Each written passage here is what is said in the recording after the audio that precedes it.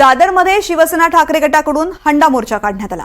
गेल्या काही दिवसांपासून दादर, माहीम आणि शिवाजी पार्क परिसरामध्ये कमी दाबानं पाणी पुरवठा होतोय। यामुळे आता ठाकरे गटानं आक्रमक भूमिका घेत पालिका कार्यालयावरती हंडा मोर्चा काढला। शिवसेना भवनापासून मोर्चाला सुरुवात होताच पोलिसांनी काही कार्यकर्ते आणि पदाधिकाऱ्यांची धरपकड केली।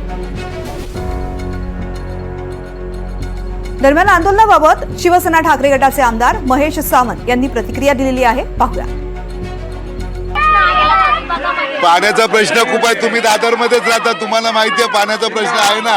तो पाण्याचा प्रश्न वॉर्ड ऑफिसरांची सकाळी सुद्धा मी बोललो, साहेब आम्हाला पाण्याचा प्रश्न तुम्ही सोडवून द्या, माळवंते साहेबांकडे द्या, सगळीकडे द्या। हे आश्वासन एवढाच की विभागात पाणी सुरळीत चालू व्हावं।